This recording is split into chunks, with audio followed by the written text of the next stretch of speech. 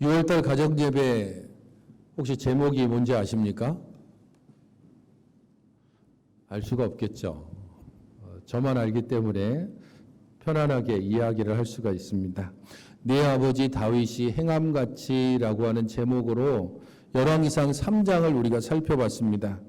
솔로몬이 아버지 다윗의 유언을 따라서 하나님께 듣는 마음을 구했습니다. 내가 너에게 무엇을 줄 거라고 그가 제사를 다 드리고 난 후에 하나님께서 꿈에 나타나서 솔로몬에게 물었을 때에 그가 듣는 마음을 주십시오라고 얘기했습니다. 오래 살게 해 주십시오. 돈을 많이 주십시오. 이렇게 구한 것이 아니라 하나님, 내가 다스릴 백성들이 이렇게 많은데 이 백성들을 제대로 재판할 수 있는 듣는 마음을 주십시오.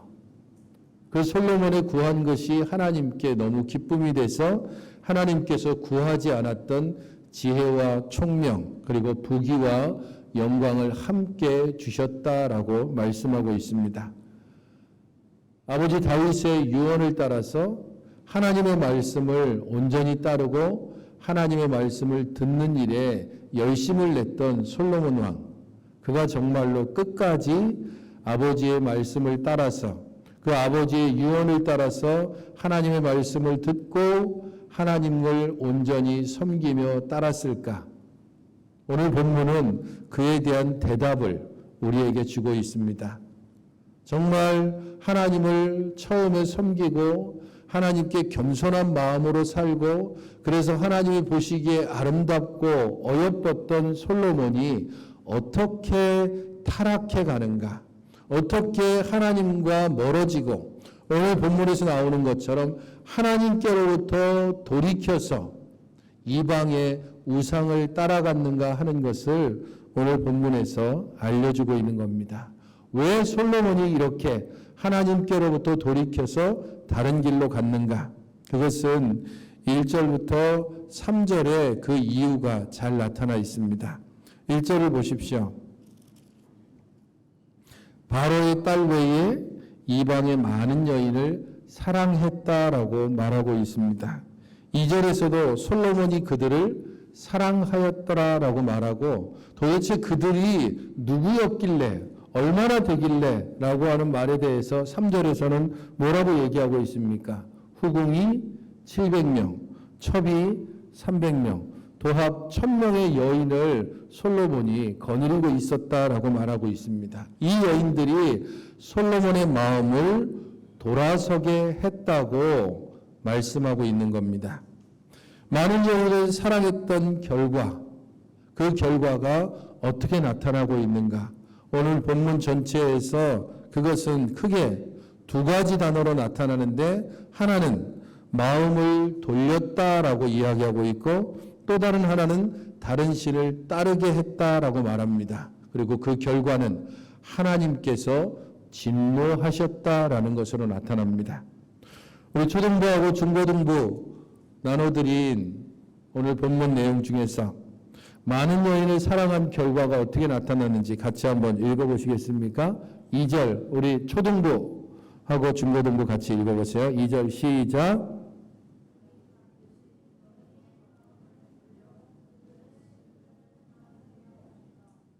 3절은요. 4절은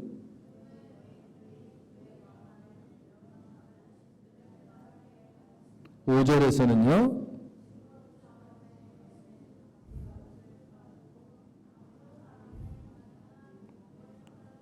6절에서는요.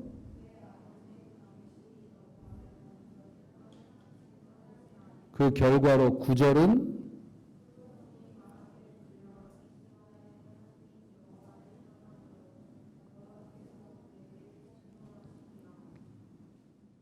그가 마음을 돌렸고 다른 신을 따랐고 하나님께서 진노하셨다라고 말하고 있습니다.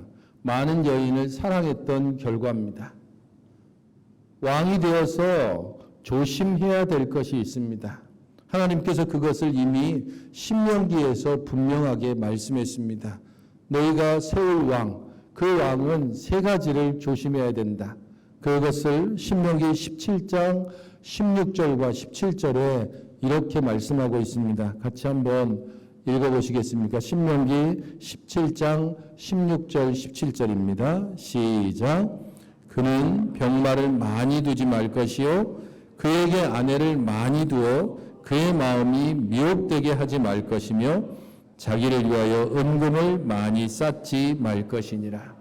왕이 조심해야 될 세 가지가 많은 병마, 많은 아내, 많은 재물 이렇게 이야기하고 있습니다.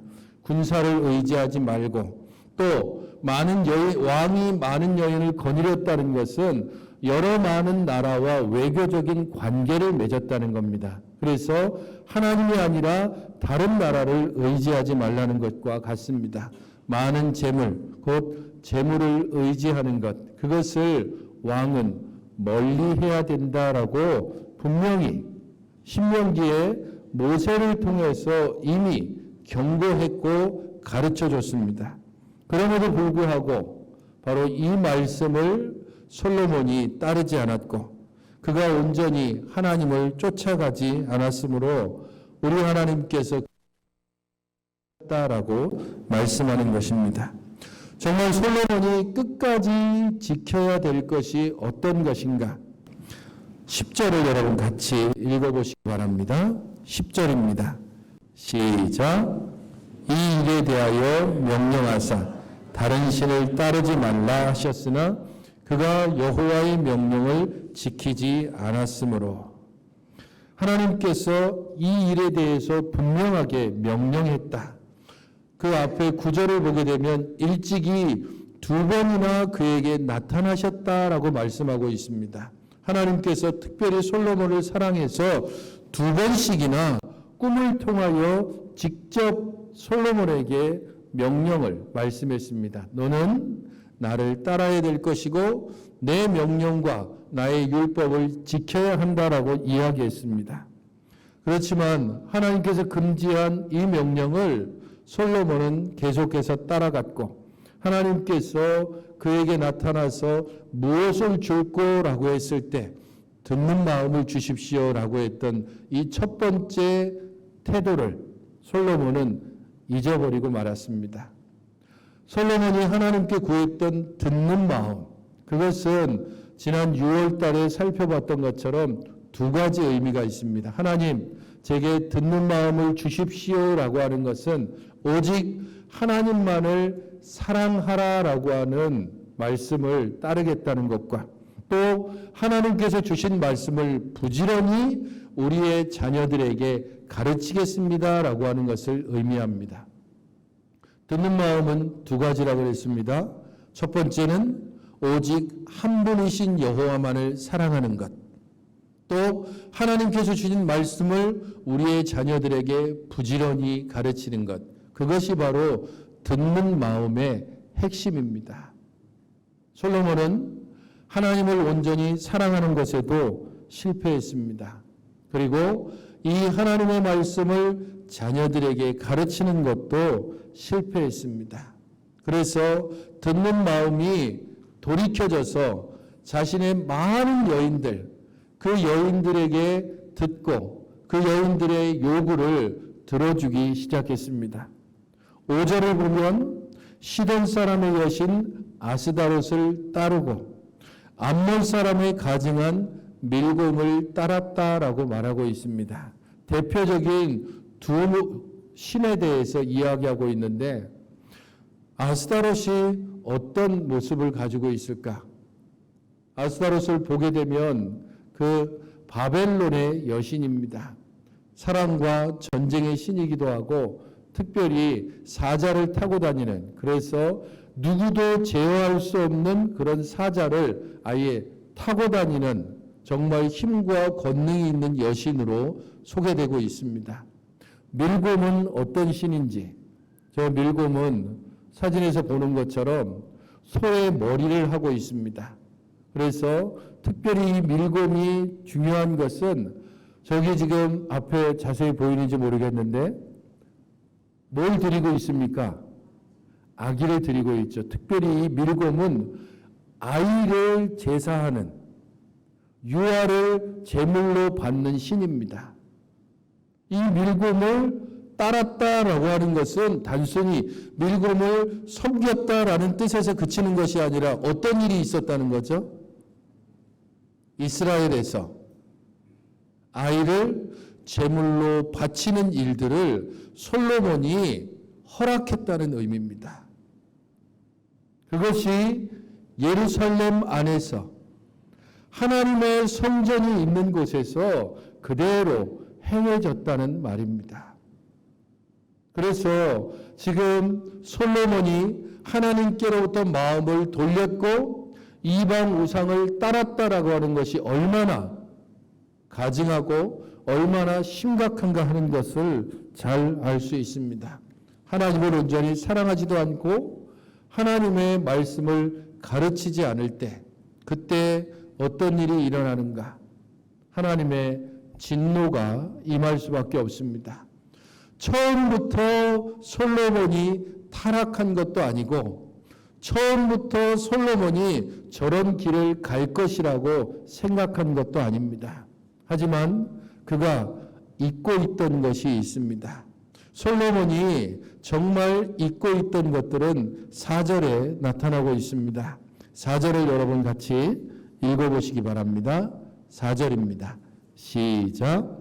솔로몬의 나이가 많을 때에 그의 여인들이 그의 마음을 돌려 다른 신들을 따르게 하였으므로 왕의 마음이 그의 아버지 다윗의 마음과 같지 아니하여 그의 하나님 여호와 앞에 온전하지 못하였으니. 어떻게 이야기하고 있습니까? 솔로몬의 나이가 많을 때에 마음이 돌려졌다라고 이야기하고 있습니다.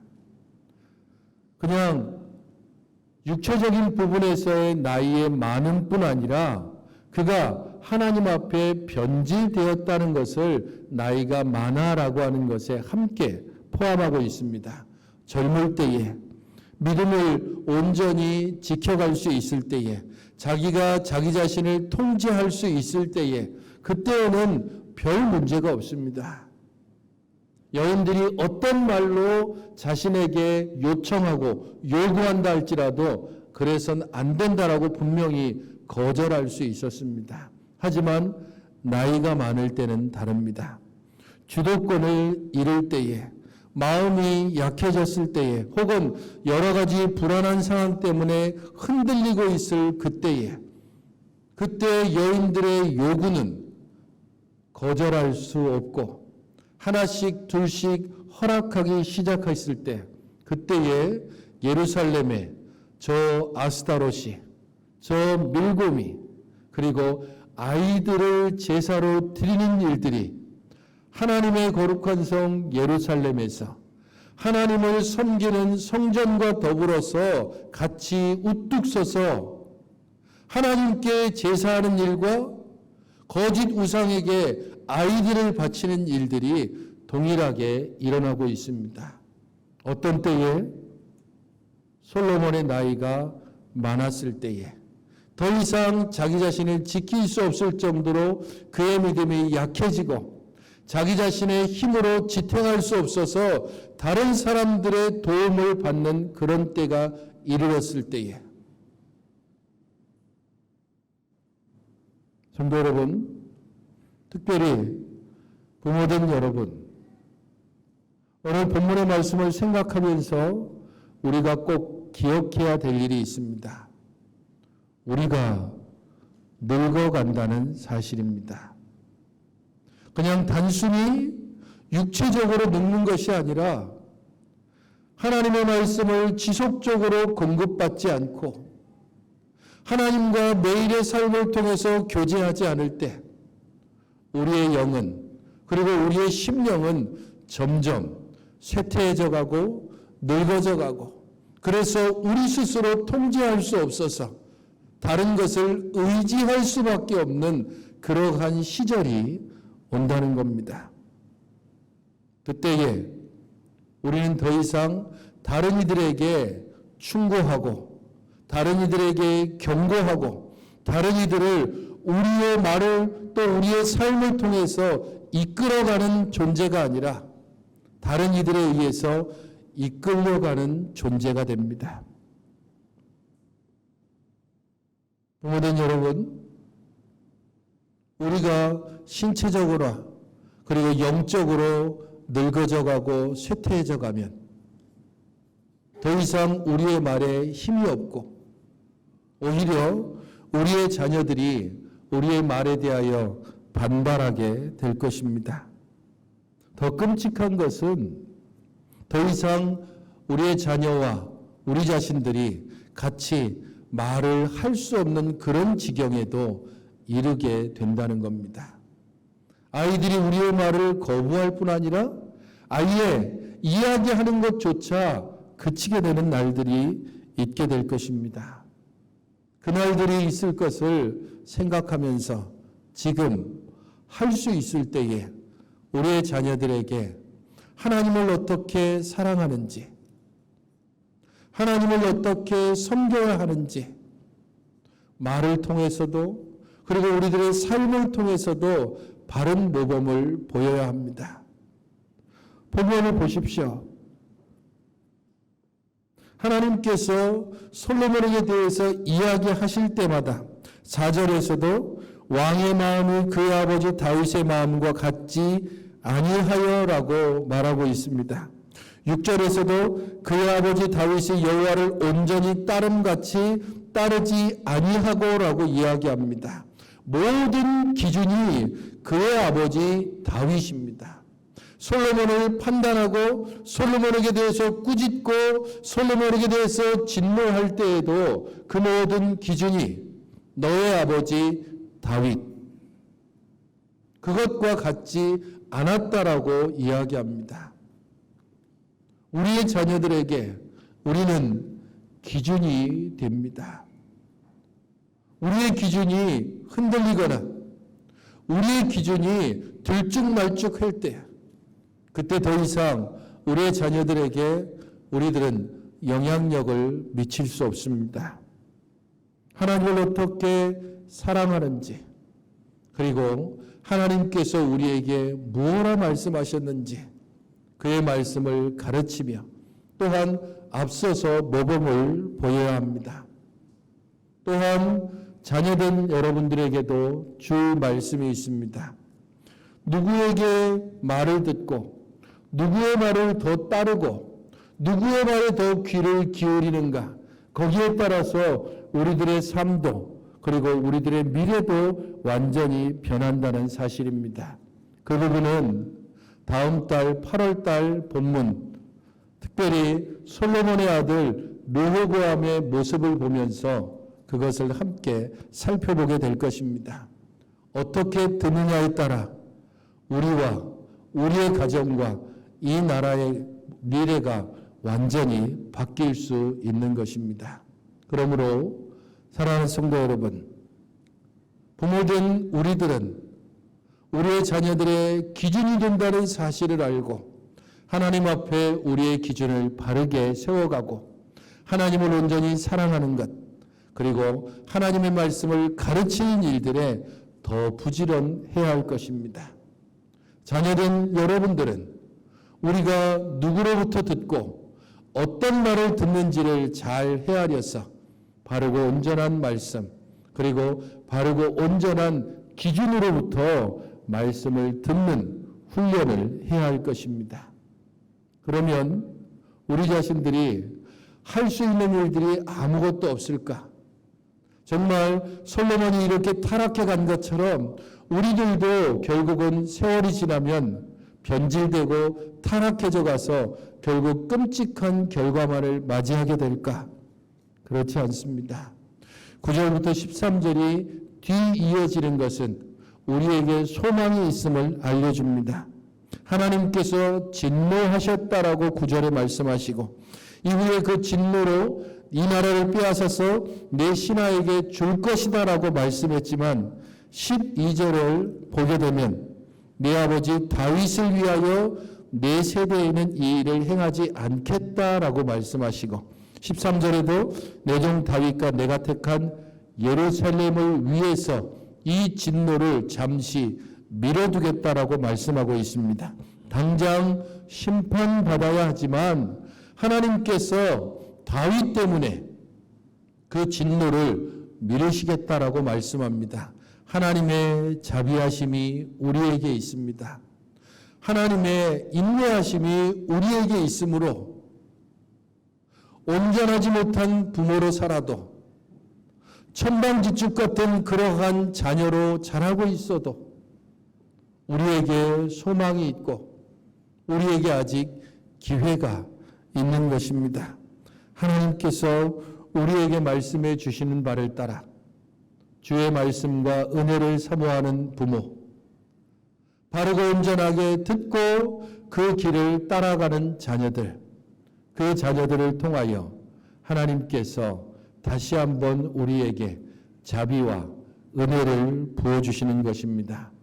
성도 여러분, 부모된 여러분, 자녀된 여러분, 우리들 모두가 하나님 앞에서 온전하게 살아가기를 소망하며 바른 방향성을 가지고 살아간다면 하나님께서 우리에게 어떤 은혜를 베푸시는지 시편 38편 25절, 26절을 같이 한번 읽어보시기 바랍니다. 함께 읽겠습니다. 시작. 내가 어려서부터 늙기까지 의인이 버림을 당하거나 그의 자손이 걸식함을 보지 못하였도다. 그는 종일토록 은혜를 베풀고 꾸어주니 그의 자손이 복을 받는도다. 시편에 나오는 모든 의인은 하나님과 바른 관계를 맺고 하나님의 말씀을 따라서 힘겹게 그러나 끝까지 포기하지 않고 살아가는 사람들입니다. 바로 그런 의인을 하나님께서 어여삐 보시고 그의 자녀들을 보살펴 주실 것입니다. 우리의 모든 삶이 하나님 앞에 의인으로서의 삶을 살아가며 그리하여 우리의 자녀들이 버림을 당하거나 걸식함을 당하지 않고 하나님의 은혜 안에서 온전히 보호되도록 부모된 여러분들이 바르고 온전한 기준으로 하나님을 온전히 따르며 그리하여 자녀들이 그것을 보고 그의 은혜를 누리고 그의 길을 함께 따라갈 수 있도록 믿음을 따라 주 안에서 행하시는 의인으로서의 삶을 살아가시는 모든 믿음의 가정들이 되시기를 주님의 이름으로 축원드립니다.